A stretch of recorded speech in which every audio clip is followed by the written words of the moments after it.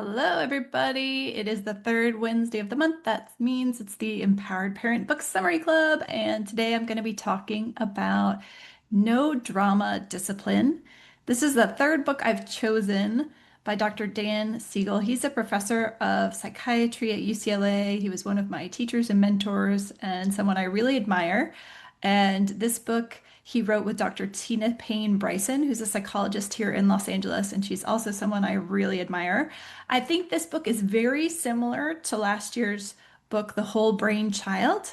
If you missed that one, you can go back to portal.theparentdoctor.com and watch it or check it out. But basically, the difference between that one and No Drama Discipline, to my mind, is that this one does a better job of giving real life examples of how you, as a parent, would take a situation with your child and implement the information that they gave us in the Whole Brain Child about how kids' brains are different than adult brains and how important it is to understand where they are developmentally when we're trying to correct them and discipline them and teach them.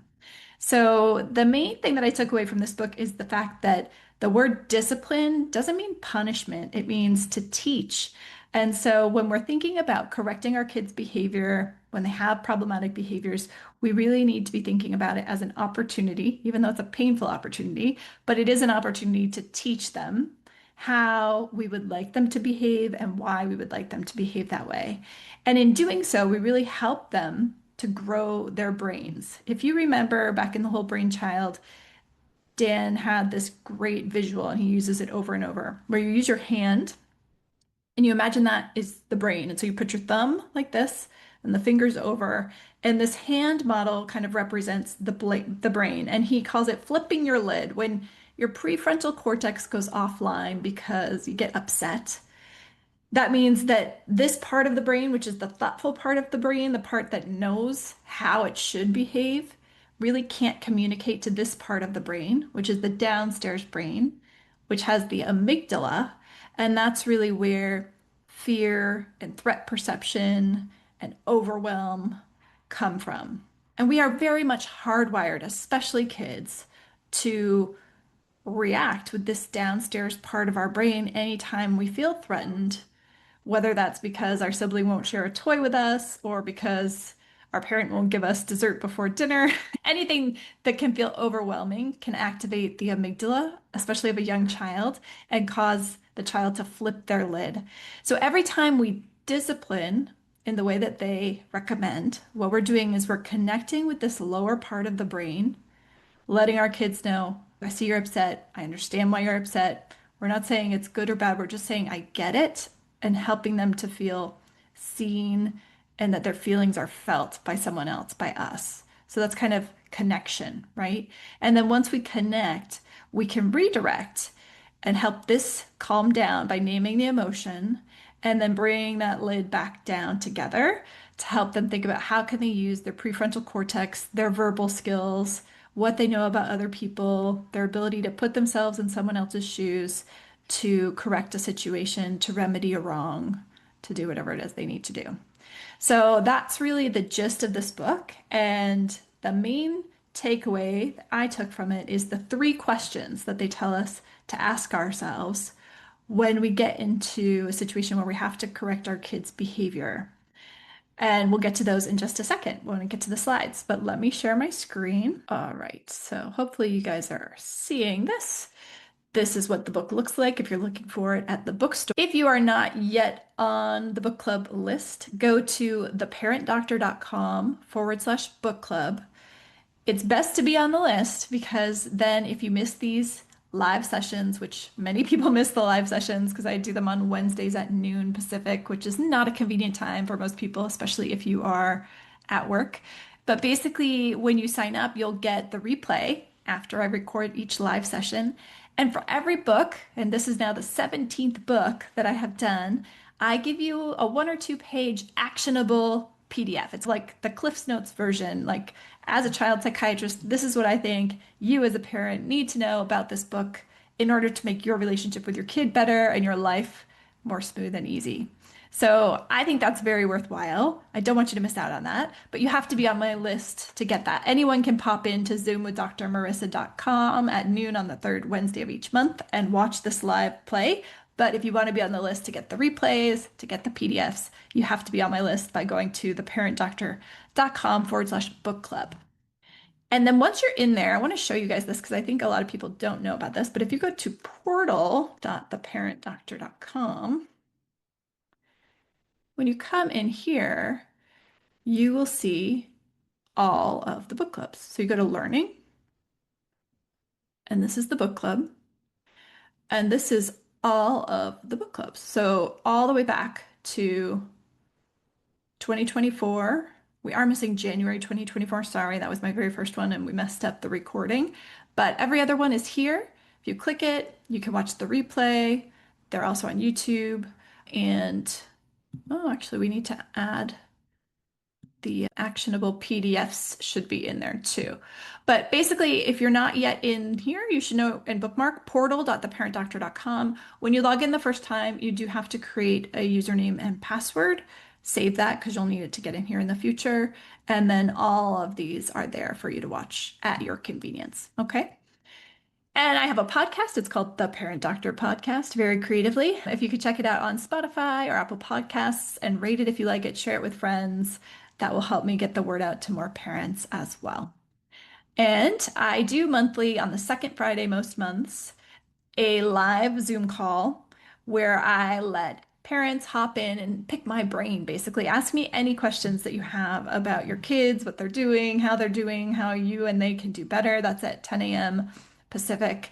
And if you would like to join, you go to theparentdoctor.com/office-hours. It is very low cost and it is a great way to have a parenting expert in your pocket. Any questions that you have, you don't have to wait longer than a month to get my opinion on them. So go ahead and hop in there. I would love to have you join us. We are a very supportive group of people in there. All right, so this book reminds us, as I said, that discipline is really teaching. It's an opportunity to teach our kids. And that is the Latin word. Discipline really means to teach, not to punish. And I think in modern language, when we think about discipline, we think about punishment. And the reason is that punishment is a shortcut to getting behaviors to stop. If you want your small child, especially, to stop doing something, can you, as a big, strong, smarter adult, get them to? Oh, yeah, definitely, right? There's a lot of things you can do to get a kid to stop doing something. Here's the thing though, in the short term, using things like threats, physical violence, spanking, timeouts, yelling, all of those things might elicit cooperation in the short term, but they really don't help to build that connection between the upstairs brain and the downstairs brain in the long term. Why? Because any of those things, spanking, yelling at your child, raising your voice, threatening them, does that help the upstairs brain to come back over for that lid to stop being flipped? No. If you think about all of those things, add fuel to the fire that's already kicked off in the downstairs brain, in the amygdala, and make your child less regulated. They might eventually get to a fight, flight, or freeze, like a freeze place where they're going to stop doing the thing. But even if they manage to stop doing the behavior, their connection to you has been disrupted by your anger. Now, that's not to say that we have to be perfect or that I am perfect. I'm certainly not. Do I ever yell at my kids? Oh, yeah, I could go grab them and they could tell you. We are not meant to be perfect. We don't have to be perfect. But when we do act out of anger or raise our voice or punish our children in the heat of the moment, right? If it's not appropriate later, or if it wasn't the best response, it is important to come back to your child and say, you know what, I'm sorry that I yelled. I was really tired or I had a rough day. It wasn't okay, but I want you to know I didn't mean to do that. It wasn't the best way to have handled that, and I'm sorry.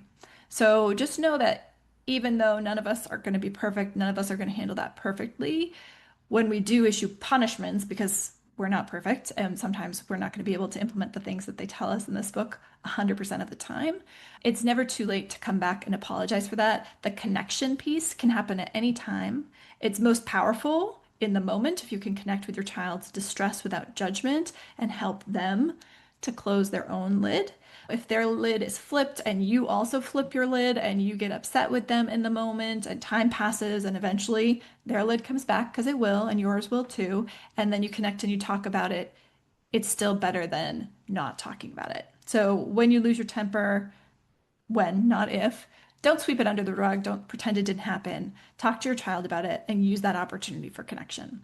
So, the long term goal, and what Dr. Dan Siegel talks about so well, is that we really want to build like the literal neuronal connections between the upstairs brain and the downstairs brain in our kids. And the way that we can do that, and the reason that discipline is an opportunity every time our kids misbehave, is that when we connect with their downstairs brain first, help that to silence a little bit, get a little bit quieter, remind them that they have an upstairs brain and thoughtfulness and kindness and the ability to apologize and the ability to share, and then give them that opportunity to utilize the wonderfulness that lives in their upstairs brain, we make those connections stronger. Each time, each iteration makes those neurons fire together, and neurons that fire together wire together, and those connections become stronger.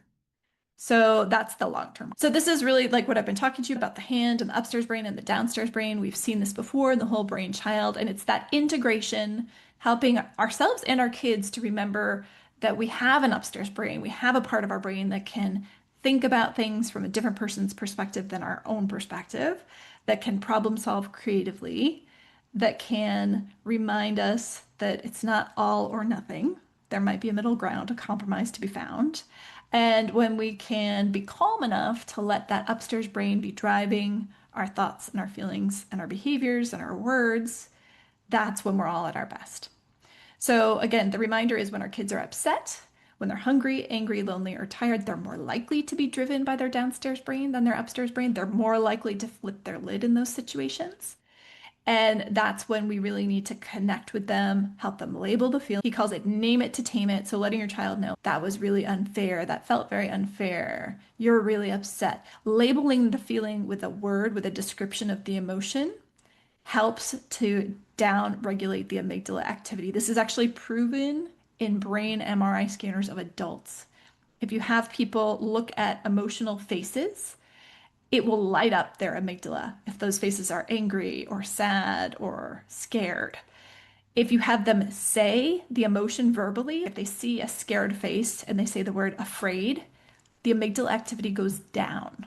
So when we can label the emotion for our kids, we actually physically reduce the biological activity in the amygdala. We reduce the firing of those neurons, and therefore we make it easier for our kids to pull their flipped lid back down. All right. Connection is really the key here. And there are many wonderful examples with little graphic pictures in the book that you can flip through about different ways that we can connect. So if your child is about to start fighting with their sibling, you hear some noise coming from the room where the two kids are playing, you can go in there and you can say, "What's going on in here?" Is that going to connect? No. Is that going to help this come down? No. Is that going to fuel this fire? Yes. So instead, we want to just say, "Oh, sounds like you guys are having fun," or "Sounds like you guys are having a challenge deciding how to do this, but I know you're going to figure it out." And then you can ask yourself, could my kids be hungry? Could they be lonely? Could they be tired? Could they be missing my attention? And maybe you redirect them with a snack, or maybe you just encourage them with your help to utilize that upstairs brain, to remind them that they are creative problem solvers and they're going to come up with a great solution on how they can share this. You want them both to take 2 minutes and think about it and then come and find you in the kitchen with a snack and we'll talk about how to share. So we want to first validate the emotions and connect, name it to tame it, and then guide the new behavior, helping them with their upstairs brain when they are ready. Now, a child cannot access their upstairs brain when they are really distressed. This is very important to remember. So if your child is crying, is throwing a tantrum, is hysterical, no amount of talking or lecturing at that point is going to help them calm down. It's wasted effort and wasted words. This is really hard to understand and really get into our bodies as parents because it's so hard to sit there and do nothing when your child is really distressed. But all you can do in those moments is be like, "You're really upset, and I'm here with you." You want to just let them know you're not abandoning them. You can handle it. It's not, even if you feel like, "I can't take this," you want to demonstrate, I'm okay. I can handle this. I'm here with you. I'm not going to leave you. And just let them know they will get through this and that you feel confident about it. And that connection really helps them to build that upstairs downstairs brain connection. So here's the thing I want you all to remember. The three essential questions. When your child is misbehaving, when there's an opportunity to discipline, you want to ask yourself these questions. Why did my child act this way? So again, you want to remind yourself he has this acronym HALT. Is it possible that they were hungry, angry, lonely, or tired? You'll see so many escalations in behavior when your kid hasn't slept well the night before, or missed their nap, or they missed a snack time or a meal time. So those are really big triggers for kids. You want to consider their developmental stage. And here I will say the biggest challenge that I see as a child psychiatrist is for parents of adolescents. Between the beginning of adolescence, which happens earlier for girls than for boys, for girls, it can start happening age 8 or 9, but basically from hormonal changes that start leading to brain changes. Early adolescence, the first 2 to 3 years, are the roughest patch of adolescence. Why? Because the brain is changing super rapidly, and kids' emotional awareness, like their ability to experience a wider breadth of emotions, is happening, and their ability to experience a wider depth of emotions is happening. You also see that their prefrontal cortex, their upstairs brain, their ability to be aware of other people's needs, to be thoughtful, to be generous, all of that is also expanding, right? Which is why when your preteen, especially, or early teenager, does something horrible, it's so confusing because on the one hand, they're capable of so much more. But what you forget, because you don't see it, it's underneath, is that this part of the brain has also grown, and these connections are like weaker than ever. Because in adolescence, the brain is really under construction. Dr. Siegel and Dr. Payne Bryson call these the staircases that connect the upstairs and the downstairs brain. And what I tell parents is basically those staircases are almost all gone in adolescence. The child is rebuilding all the staircases. So although they have the abilities when they're at their best, they also have a lot going on downstairs, and those connections are not there. So even though their body's gotten bigger, they look older, you think they should be more capable, the reality is they are less capable. And so you may see a 14-year-old who's behaving like a 2-year-old, and you may want to yell at them like, "You're behaving like a 2-year-old." That's why. They are. They truly are. And they know and have more shame because they know they shouldn't be, but they can't help it. You want to ask, why did my child behave this way? And ask yourself, is it possible that this is actually a developmentally appropriate reaction for my kid to be having? It's not a sign that they're doomed and going to be like a lopsided adult, right? Probably not. So the second question is, what lesson do I want to teach them? And you want to identify the skill or understanding that your child needs to develop. What is it that they are a little bit weak on right here? And then the third question is, how can I best teach this lesson? To do this, you need to know when your child has gotten their lid back on, because there's no point in teaching anything until that has happened. And it might not be for a few hours or maybe even a few days until after the event happened, right? Some kids need a long time to really be calm enough to talk about something if they really flipped their lid in a major way.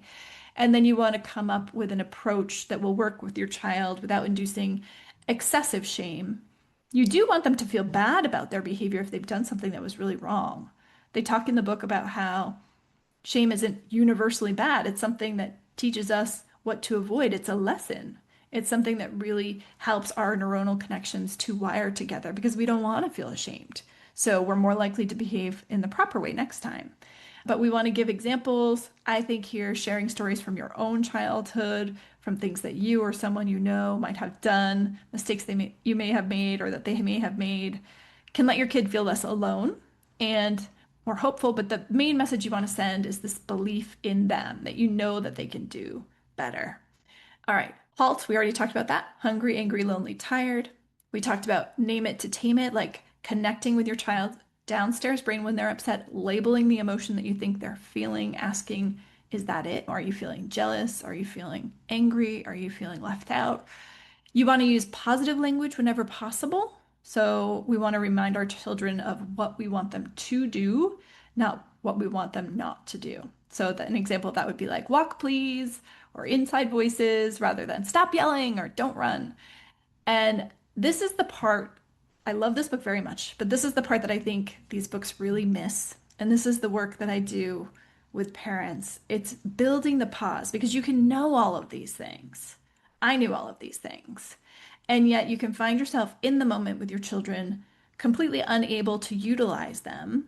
Why? Because you are a human being who has your own brain and your own triggers. And if we don't simultaneously work on building our own fuse length so that we have more time between a trigger, a stimulus, which would be our kids losing their cool in some situation, and how we're going to respond to it.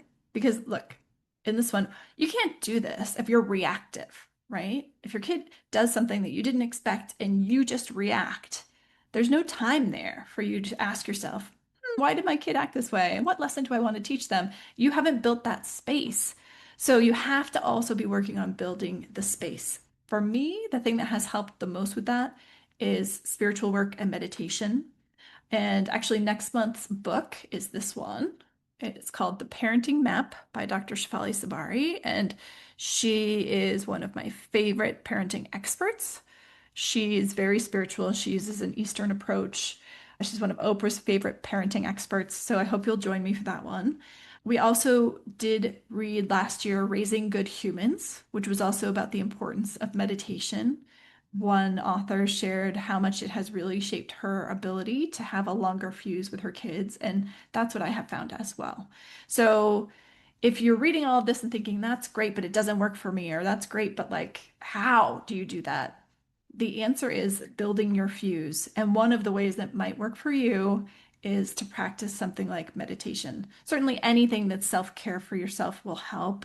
Recognizing what makes you have a shorter fuse, making sure you're getting enough sleep, making sure your needs are cared for, that your social needs are cared for, that you're feeling supported, all of that, that you're getting enough exercise, that you're eating well, all of that helps your fuse be longer. Okay, the next part, Dan loves acronyms. My brain is just not wired for acronyms. I can handle a four-letter one like HALT, but this one, there's just no hope of me ever remembering this redirect strategy. It's not bad, it's all good. If you love acronyms, then good on you. This will be in the handout. But the R stands for reducing words because, again, when your child has flipped their lid, they will not hear the words that you're saying. So, very few words, just you're mad. Wow, you're really angry. Whatever the words need to be. Keep your instructions simple and clear when emotions are high. A lot of this book is written for younger kids, and they give examples of like, you say your child gets really upset and starts hitting their sibling. They're not saying that you just want to be like, oh, you're mad, and you let them continue hitting. No, it's not permissive acknowledgement of feelings. We're not saying that anything they do as a result of those feelings is okay, but we'll acknowledge like you're really mad and you're having a hard time controlling your body. So I'm gonna take you out of here, or I'm gonna take you in the other room. And then you pick up your child and you take them out of the room. Now, if you have a 16-year-old who's 3 inches bigger than you and weighs 40 pounds more than you, that's going to be a tough thing to do. So, again, if safety is a concern in those scenarios, you do what you have to do. I can see you're really mad. I feel like you don't have good control of your body. We're going to leave the room, or whatever it is. Second is embrace emotions. So, acknowledge feelings before addressing the behavior. This is really important. That's the connect step. The third is D, describe, don't preach. State what instead of lecturing. Again, fewer words, saying the same thing. The I is involve your child. Be curious, ask questions, include them in finding solutions. So once you've connected, once you've labeled, once you see that your child is starting to calm down, get them to be curious about what they can do, how they can use their upstairs brain. R is reframe a no into a yes. So again, trying to avoid no's, which can trigger kids to flip their lid. So if they're like, can I have a cookie? Sure. After dinner, you can pick whichever cookie you want. You want to be saying yes, not no, you can't have a cookie before dinner. E is emphasize the positive. You want to notice good choices and progress, not just mistakes. This is something we've talked about over and over in the book club, how we want that ratio to be 5 times to 1 of noticing the good things our kids do versus criticizing the things that they're doing that need some improvement. C is creatively engage, using play, humor, and surprise to diffuse tension. So when we try to make that connection, a few things I want you to keep in mind. You always want to be at or below your child's eye level. This is especially important for young kids. You want to be close to them, like within arm's length. And then you want to be making eye contact and having a calm and preferably playful or at least loving, quiet tone of voice with them. These things are really going to help you to connect with them when their lid is flipped, when their amygdala is taking over, because in that state, you're much more likely to perceive neutral faces and neutral tones of voice as angry. So we have to really go over the top to make ourselves appear non-threatening by getting lower than them or at their eye level, close and quiet and friendly. Smile and have an easy tone of voice or even a playful tone of voice if it's appropriate. And then the final letter is T for teaching mindsight tools. So mindsight tools are really theory of mind tools, like helping kids be aware of their own thoughts and their own self and what it's like to be in someone else's shoes. Messages of hope for all of you. Perfection is not required, absolutely not. Even messy parenting moments can lead to growth and learning. So these problems that our kids have when they require discipline are actually teaching opportunities. And just by reframing that, it's actually helped me to stay calmer in the moment, which helps my fuse to stay longer. The second is that repair is powerful. Rid yourself of the idea that you have to get this right every time. You don't. You won't. I don't, and I won't. None of us will. And that's okay. We just need to be able to come back when we are calm, when our lid has come back on, and apologize. That teaches a valuable lesson about relationships, and it teaches our kids that they are lovable. If they can love you and forgive you, then you can love them and forgive them. And they're still lovable even when they make mistakes. Third, change is always possible. So our kids' brains remain plastic and dynamic, and our parental brains also remain plastic and dynamic. So even if you feel like you are just not able to do this in the moment and you're frustrated with yourself, that does not mean you will not learn. Do not give up. Keep going. We want to prioritize connection over perfection and know that our relationship with our child is more important than any single parenting moment. The key thing that I think Tina Payne Bryson wrote about very well in this book is to remember. And I think as parenting experts, we do not convey this often enough to parents in our work. We tell them what to do, and then parents go and they try to do the thing, and it doesn't work. And they come back feeling like, I tried that and it doesn't work. We forgot to tell you it's not going to work 100% of the time, even if you do it perfectly like I'm telling you to do it. So even if you follow every one of these steps that they've outlined in their book, your kid will still have days where their behavior will not be what you want it to be, and your attempts to redirect the behavior will not be successful. And that does not mean you're doing anything wrong. Now, that might seem fatalistic. What's the point? But it's important to keep in mind that, like, kids are developing, changing, even if at age 3 you feel like you've got them all figured out, by age 13 you will not have them figured out anymore. So, and you yourself are always changing too. Like, even if one day when they're 3 you did a great job, there's going to be another day where you didn't sleep well the day before and your boss was really irritable with you and who knows what, and you're going to have a crappy day. And that doesn't mean that you're not a good parent. So we have to expect and know that there will be times when it just doesn't happen, when you have to pull a screaming kid out of the birthday party or the grocery store and leave early, and you're going to feel like you failed them or they're a horrible kid and you don't know what you're doing wrong. It happens, it's normal. The goal is not to get your kid to comply. She has a beautiful story in the book where she's talking about having 2 kids and trying to juggle getting them to school and camp. And her kids were young, like one was preschool age and one was probably early elementary school. And so she spoke to her husband about how he was going to take the older daughter to school and she was going to drop off the younger one at camp or vice versa. And the younger one just had a complete meltdown because the younger one wanted the other parent to drive her because the day before they had done the same driving arrangement. But the parental logic here was that, like, they were taking the kids in the directions that they were going to their workplace and it would not have made sense for them to switch the kids.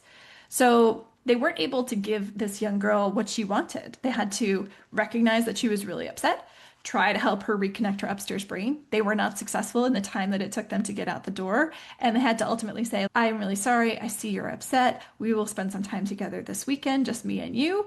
But daddy's going to take you right now in his car and I'm going to help you get in your car seat. And she had to carry this kicking, screaming child and put her in the car seat and do the thing. So again, there was still connection, still communication, but the lid didn't come back on. And that's okay. That doesn't mean that she failed. She still did a great job. So that's it. That's the summary of this book club. We're under time today, which is great. If any of you guys know anyone who would like to join office hours, that's going to be, let's see, the next one will be second Friday in August, which is August 8th. Happens at 10 a.m. Pacific. And the topic is going to be setting our kids up for success in the new school year. A lot of parents have excitement about kids going back to school, myself included. A lot of kids have some anxiety about going back to school. I was always a mixture of like anxiety and excitement. I think my kids, one is excited and one is anxious. Anyway, there's a lot of things that we can do as parents to, Wendy's saying, ready for kids to go back, aren't we all? But like, I think it's a good thing generally as kids go back to school, but there are some things that we can do no matter our kids' ages to really be thoughtful and try to help them be set up for success in the new academic year. I'd like to help parents reflect on what was working and what wasn't in past years and how they can set their kids up for success going forward. The cost of that is $29 a month. You go to theparentdoctor.com/office dash hours to sign up, and you'll get access to all the past replays and the invites for all the future ones. So thank you all for joining. If you have any friends who would like to join the book club, please have them join. And I'll see you all next month. We're going to be reading again this book. This one is called The Parenting Map if you want to pick it up. Oh, and then just a heads up for September, we actually have the author, Eli Harwood, is coming to join us for Book Club Live, which is going to be super exciting. So mark your calendars for September. I'll send you guys all an email about this too, but it'll be September 17th at noon. And her book is called Securely Attached Kids. And she's an attachment nerd, a self-proclaimed attachment nerd. I really love her style. So she's going to be coming and joining us.